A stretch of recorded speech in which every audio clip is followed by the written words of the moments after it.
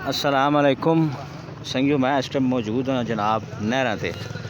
और ये तुसां जिहड़ी नहर है वो नहर तो नहीं नाला पे नज़र आना उसी, इत्थे साफ़ सुथरा पानी होना है। वज़ीर आला ना जिहड़ा प्रोग्राम है जनाब वो साफ़ सुथरा पंजाब ते साफ़ सुथरा टैक्सला, उसकी तरफ मैं तवज्जो थोड़ी जी दिलाना चाहना, उधर भी थोड़ा जिहा ध्यान दो। ठीक है, बाकी एरिया च तां काम लगा है जेह्ड़े सामने सामने, लेकिन ये जेह्ड़े रिमोट एरिया इन्हां ते भी थोड़ी तवज्जो देनी पैसी ने। तुसी अपनी नहरां ही तक नो, ये तो कह रहे हैं जेह्ड़ा मैसियां आह्ले पासे राह आना है, ये वाली नहर है, कितनी गंदगी और ताफों ने, और इससे सीवरेज ना पानी भी लोग सटे है। तो उस तो अलावा शाहपुर और पुरानियां सब्जियां और जितना गंद होना है वो सारा कुछ भी इस एरिए विच तुसां पे नज़र आना उसी। तो मनी गुजारिश है जिथे ये प्रोग्राम साफ़ सुथरा पंजाब ते साफ़ सुथरा टैक्सला वज़ीर आला साहब शुरू किए है, उत्थे थोड़ी जी इस पासे भी नज़र मारे कि एक तो इसकी सफाई करा के पूरी नहर नहीं इस साफ़ पानी जोड़ा ना पिछों टाइम वाला खोला जुले जोड़ा बंद होया काफ़ी अरसे तो, और सफाई शफाई भी कोई नहीं हुई। एक तो वो दूआ जोड़ा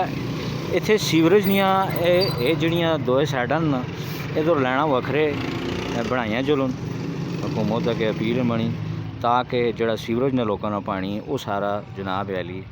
उन्होंने दोवां सीवरेज नहीं लैना वजे, एक साइड तो भी नहर ने दूसरी साइड तो भी, क्योंकि महल्ले शहले आबादियाँ काफ़ी ज़्यादा हो गई। तो इस जोड़ा ना सीवरेज ना सटा है। दूई गल है कि इत्थे भी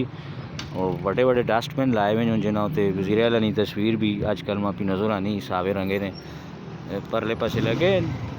वड्डी फाटकों को लगे और भी अगर पिछे लगे ने, जिस रंगे ने सुजुकी ने इस रंगे ने सावे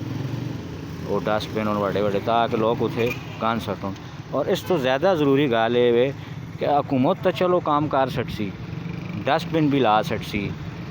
जनाब, सीवरेज नहीं लैना भी पा सकसी, वो सारा कुछ कर सकसी, लेकिन आवाम ने तरबियत कौन करसी। सोचने की गल है कि आवाम ने भी तो कोई जिम्मेवारी बननी ना कि वह भी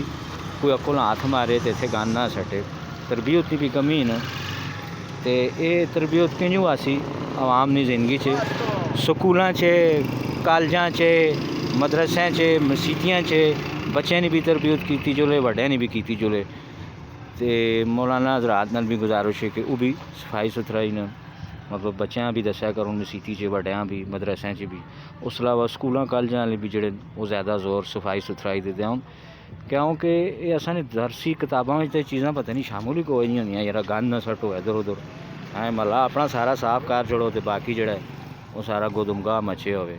तो ये दो त्रै चीज़ां ही हैं मनी गुजारिश है आवाम अगे गुजारिश है कि वो गंद शन जोड़ा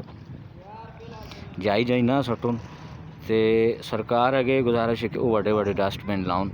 जिन्हें भरी भेजन, तो फिर बाद च आन के बल्दिया वाले उन्हें पलट के अपन गड्डियां च भेज के तलफ कर दें। ये दो चीज़ां ने, अवामी तरबियत भी बहुत ज़रूरी है, तो नाल हो सरकार जो जो कुछ असां कर सकती वो करे, दो एक दूसरे नाल ताउन करके शहर साफ सुथरा रखो तो अपने मुल्क ते अपने सूबे हैं। हुण तुसां कोलों किन्ना मैं इजाज़त, अल्लाह सोहने वाले।